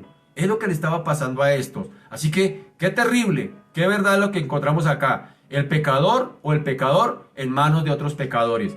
Pero el pecador también ante la ley de Dios. Si hemos podido considerar este pasaje, también según hemos podido considerar, la ley tampoco ofrecía ninguna salvación al pecador. La dejaba esta mujer prácticamente en una situación difícil. La ley dice que había que apedrearla. La ley dice que había que sacarla de camino. Así que, ante el caso de la mujer adúltera, la sentencia de la ley estaba muy clara. Moisés nos mandó apedrear a tales mujeres. Ahí dice en el versículo 5 del capítulo 8. Y no solo el pecado de adulterio, sino cualquier otra mínima violación que se hiciera hacia la ley. Cualquier violación que se hiciera hacia la ley de Moisés era digna de muerte y muerte por apedreamiento. Inclusive los hijos desobedientes. Si un hijo era desobediente, los papás tenían que llevarlo ante el sacerdote y tendría que morir apedreado. Quebrantó una de las leyes. Honra a tu padre y a tu madre. Eso era terrible, la ley era tremenda. Así que la ley no le servía de nada, sino que más bien lo que hacía allí era prácticamente ponerlo en aprietos al pecador. Pero ya voy a explicar un poquito más adelante qué pasaba allá. El pecador ahora ante su propia conciencia. El pecador ante su propia conciencia. Es decir, muchos se sintieron allí confrontados con su conciencia, incluyendo a la mujer adúltera, y la mujer adúltera fue la única que pudo reconocer su condición de pecado. Los demás se fueron, y fue la única que pudo resultar justificada, y fue la única que recibió el perdón, y fue la única que recibió justificación y santificación. Los demás se fueron con sus pecados allí, con sus conciencias cargadas. Y eso no quiso decir que porque se confrontaron en sus conciencias, no quiso decir que se salvaron. Eso no basta solamente tener remordimiento, hay que tener arrepentimiento. Y eso fue lo que ellos demostraron, que estaban remordidos. Sí, yo también soy pecador, sí, pero eso no los salvó. La conciencia, al contrario, no salva a nadie, pero sí nos ayuda a venir a Cristo, ¿sí? Nos muestra nuestra condición de pecadores. Así que el pecador ante la conciencia, pues sencillamente la conciencia era igual que la ley, prácticamente. La conciencia como la ley acusaba al pecador. La conciencia humana como la ley escrita por Moisés, lo que hacía era acusar a los pecadores. Por eso dice que fueron acusados por su conciencia. Ya no solamente la ley los estaba acusando, sino que ahora los acusaba su conciencia. Y lo único que se puede hacer, lo único que puede hacer la ley por nosotros realmente, ahora sí retomemos eso, lo único que puede hacer la ley por nosotros es indicarnos que necesitamos al Señor o que necesitamos un Salvador. Eso era lo único que podía hacer la ley. Gálatas 3:24 dice que de manera que la ley ha sido nuestro ayo para llevarnos a Cristo, a fin de que fuésemos justificados por la fe. Por la fe. ¿Qué era el ayo? El ayo viene de la palabra griega paidagogos. Paidagogos. De allí viene la palabra pedagogía o instructor. En la época de Jesús existían esclavos. Y había esclavos por jerarquías. Había esclavos por jerarquías y había esclavos que tenían diferentes oficios. Unos se encargaban de las labores del campo, otros se encargaban del aseo de las herramientas, otros se encargaban de la crianza de los hijos, de los amos. Por ejemplo, el que se encargaba de la crianza de los hijos de los amos, la señora quedó embarazada y ésta tenía que estar pendiente desde el momento del embarazo y después recibir a ese muchacho y empezar a criarlo, a empezar a instruirlo, empezar a guiarle, llevarlo a la ley. Ya cuando tenía el tiempo de ir a recibir ya de cátedra, ese ayo llevaba allí al niño hasta el maestro para que le fuera enseñado por el maestro. Y aquí hay un detalle: el esclavo no le enseñaba al niño, eso hace la ley. El esclavo era incapaz e insuficiente de enseñarle al niño. ¿Qué hacía el esclavo? Y eso tipifica la ley. Que el esclavo no podía hacer nada, como la ley tampoco podía salvar. El esclavo lo único que podía hacer era llevar al niño ante el maestro para que el maestro le enseñara. Así es, por eso Pablo usa de esta figura. El esclavo, la ley, lo único que hace es como el esclavo, como el ayo, llevar al pecador a Cristo. Es decir, la ley no lo puede salvar, la ley lo lleva a Cristo para que Cristo lo salve. Eso hace, de eso sirve la ley. Así que ayo es el paidagogo, donde viene la palabra pedagogía en español, que significa instructor. Y ahora, ya terminando, el pecador ante Cristo. El pecador ante Cristo, no solamente el pecador ante otros pecadores, no solamente el pecador ante la ley, no le sirve de nada, no solamente el pecador ante su conciencia, sino ahora el pecador ante Cristo. ¿Qué hace el pecador ante Cristo? Cuando la mujer quedó a solas ante Jesús, fue donde descubrió que en él hay misericordia y que en él hay perdón y que en él hay justicia. Aún para los pecadores más tremendos, ella entendió que había justicia y que había perdón y que había justificación. El Señor le dijo: ni yo te condeno, ni yo te condeno. Pero no olvidemos que para poder decirle el Señor estas palabras a la mujer, ni yo te condeno, el Señor tuvo que sacar las credenciales que le autorizaban para decir lo que le estaba diciendo a la mujer. ¿Cuáles eran las credenciales que le estaba mostrando a la mujer para decirle ni yo te condeno? Las credenciales eran la cruz de Cristo, los clavos de Cristo, la corona que le estaba esperando de espinas, la muerte en una cruz era lo que le estaba esperando al Señor, eran las credenciales del Señor para poderle decir a esta mujer, ni yo te condeno. Y son las mismas credenciales que el Señor hoy te muestra a ti y me muestra a mí para decirnos, ni yo te condeno. Y son las mismas credenciales, óigame bien, son las mismas credenciales que te van a llevar al cielo, son las mismas credenciales con las que tú podrás entrar al cielo. Es decir, cuando llegues al cielo no vas a decir, mire todo lo que hice Dios, allá en la tierra mire todo lo que hice. Eso no te va a servir de nada. Allá lo único que te va a servir es cuando llegas allí y le digas al Señor, sí Señor, yo reconozco que soy pecador, yo reconozco que no lo merezco, yo reconozco que por mí no puedo hacer nada, pero aquí traigo las credenciales, la cruz de Cristo. Cristo murió por mí para que yo pueda entrar ahora aquí. Eso es lo único que te va a llevar allá, mi querido. Es lo único que te va a acercar al cielo. Era necesario que Cristo padeciera, el justo por los injustos, para llevarnos a Dios. No hay otra forma de entrar al cielo. Si tú tienes la esperanza de entrar al cielo, es únicamente a través de Cristo, de acercarse por la fe y el arrepentimiento, alejarte de sus pecados. No hay otra forma. No hay otra forma. Así que es la única manera, es el único requisito, las credenciales de Cristo para poder entrar al cielo. Las nuestras no nos sirven de nada.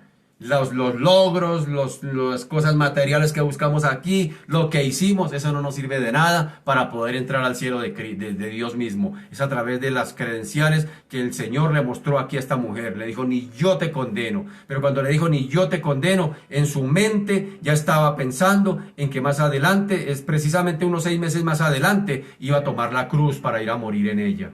Qué tremendo eso. Qué tremendo eso. Que Dios nos ayude a reflexionar en eso, a no mirar los pecados de los demás. Es que ese sí, ese también, yo no. Que nos miremos nosotros introspectivamente, que no somos dignos de ni siquiera su cielo. Que si nosotros mereciéramos algo, como dijo por allá alguien, dijo, si nosotros buscáramos mérito de Cristo, lo único que mereceríamos es el infierno, porque Él es Cristo y es válido. Y punto. Es por gracia y es por misericordia que sencillamente el Señor nos salvó, nos justificó y nos espera una bendita esperanza bienaventurada y gloriosa. Es en Cristo, no es en nadie más, hermano. Padre, te damos gracias en esta mañana. Te bendecimos, te damos a ti toda la gloria. Gracias, Señor, Dios de los cielos, por esa obra majestuosa, Padre amado. Es una obra insignificante para muchos. Es una obra vergonzosa para otros, que tuvieses que tenido que ir a una cruz a morir precisamente en esa muerte. Una muerte vergonzosa, pero no solo muerte vergonzosa, sino muerte cruel. Era una muerte cruel, inventada allí, Señor, por los romanos, para ajusticiar a los delincuentes más peligrosos de la época. Y ahí estás tú, Padre amado. Allí estás tú. Estás tú en medio de 2 de ellos. Estás tú allí, bendito Señor, en medio de 2 guerrilleros. Estás tú en medio de 2 de ellos, Padre amado, Dios de los cielos. Estás tú allí, bendito Señor, Dios de la gloria. Igual, contado, Señor, con la misma justicia romana, la muerte. La muerte porque quebrantó las leyes romanas al decir que él era el rey de los judíos. Quebrantó las leyes espirituales, las leyes religiosas, porque dijo que era hijo de Dios. Y eso le merece la muerte. Eso era lo que los romanos estaban haciendo al justificar, o mejor, al ajusticiar a Jesús allí. Al impartir un juicio, Señor de la gloria, injusto. Porque fue inventado. Fue, Señor de la gloria, Padre amado, maquinado para, Padre amado, salirse con la suya. Y el diablo pensó que ganó. Él pensó que dijo, por fin me saqué del camino. Pero lo que no se dio cuenta fue que al tercer día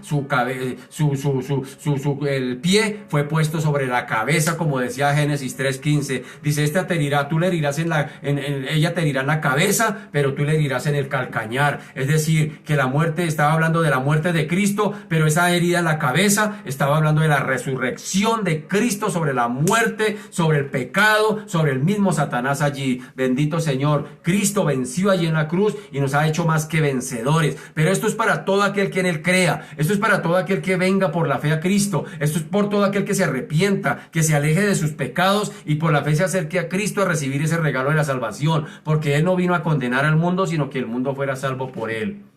Y todo aquel que en Él ha creído ya no ha sido condenado. Pero el que no quiere creer ya ha sido condenado porque no quiso creer en el unigénito Hijo de Dios. Eso no me lo estoy inventando. Eso está en Juan capítulo 3, versículo 18.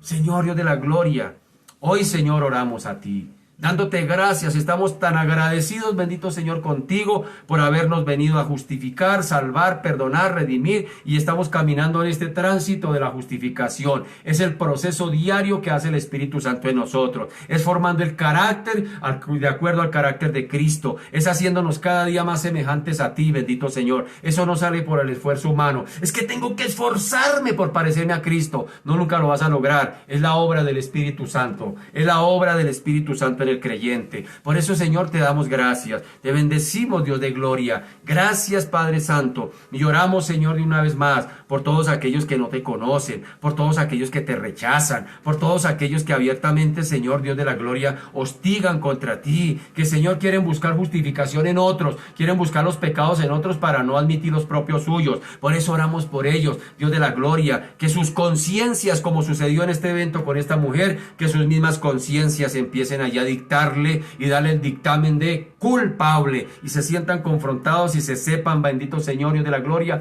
que hay esperanza únicamente a través de las credenciales de Cristo, la cruz. la muerte de Cristo, la crucifixión de Cristo, la resurrección de Cristo, la ascensión de Cristo, sería únicamente las credenciales que nos llevarían a nosotros al cielo. Padre amado, oramos a ti, oramos a ti, oramos a ti, porque todavía hay credenciales suficientes para todo pecador que venga a Cristo a recibir esas credenciales que te darán el derecho y el permiso de entrar al cielo de Dios. Señor Dios de la gloria, gracias te damos, Padre, te bendecimos, te adoramos y glorificamos todo tu nombre. En el nombre de Jesús. Amén y amén. Mis amados, que mi Dios me los bendiga, que tengan un feliz y grato día, bendecido, que la gracia, la misericordia y el favor de Dios esté hoy sobre nuestras vidas. Muchas bendiciones, mis amados. Chao, bendiciones.